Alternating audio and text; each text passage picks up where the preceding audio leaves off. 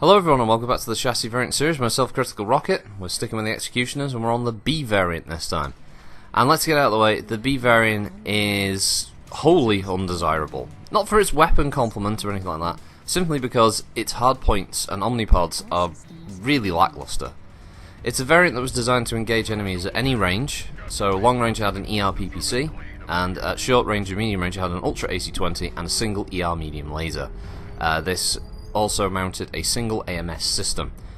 Looking at the hardpoints, the ballistic for the UAC is in the left arm, while the ER medium is in the right torso, and the ER PPC is in the right arm. So you have a grand total of 2 energy and 1 ballistic. And that's pretty much it. That's Shalot. Even its omnipod locations are bad, and it suffers all the standard problems that the Gladiator suffers, which is that it's really tall, has a huge CT hitbox, and now it's got low slung arm syndrome, and its weapons are barely usable on certain maps without exposing far too much of the mech.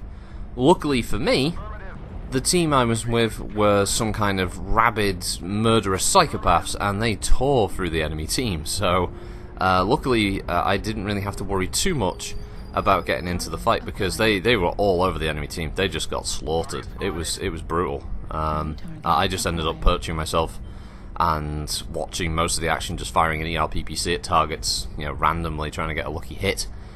But the Bravo, it just really isn't worth it. As an early review, it's thumbs down on this one, I'm afraid. It's not worth picking up. It does have jump jets. You know, it is more maneuverable, it's still got mask, it's fast, but there's no single reason to buy this version over others, and there's no desirable omnipods that you would want to switch from this variant to another. So yeah, it's kind of a dud choice. It's just strange, really, because I think this mech really speaks to a certain philosophy within PGI at one point, where they didn't inflate hardpoints all the time, whereas nowadays, if this mech were to come out in 2018, 2017, this mech would have had a ton of hardpoint inflation. They would have given it multiple ballistics and multiple energy to make it more desirable, and because that's just their MO now, to try and make people buy packs, and it's what's led to some of the issues that the game suffers, especially with their issues with high alpha builds, which obviously they're trying to, as of the time of recording this, they're trying to fix with this clan energy nerf thing on the PTS. I mean, a lot of people seem very upset with that on the forums. And for understandable reasons, when you start making clan weapons do less damage than they do generate heat per shot.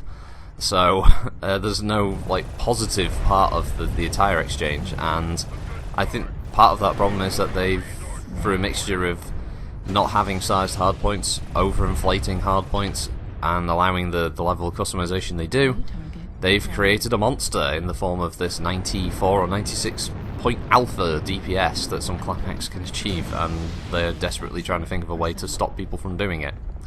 If you give players the tools, PGI, they'll do it. That's the downside of it, unfortunately. But yeah, that aside, there is a certain joy in this mech of just running it with the UAC and the ER PPC. It's fun, don't get me wrong. It's nice to have a simple loadout. For me personally, this is quite a nice straightforward mech, but as a larger recommendation I can't really give it, because the mech just pales in comparison to some of the others that are available. So yeah, it's a bad one, unfortunately. The C is the same. You can see why they gave us that one as a loyalty reward mech. And I wouldn't. I'm doing the video about the Charlie, but I wouldn't recommend it in any way, shape or form either. It's pretty much the same thing, just it's got missiles instead. Yeah, just weird, because again on tabletop this thing would be quite deadly, because a UAC 20 and an ER PPC is a stunning amount of damage on tabletop, especially again with a mech that's really quick for its weight class. It can suddenly shift to a position and just pile 20 damage into a target, or you can double tap it for 40. You know, that was the cool thing about it. And you can't double tap in this game with UAC 20s, because they jam every 0.5 seconds. So yeah, and again I can understand that, because UAC 20s are really friggin' deadly. But yeah, this match is coming to an end. So yeah, don't buy it. It's not great. And thanks for watching, everybody. Hope you have a good one. I'll see you next time. Bye.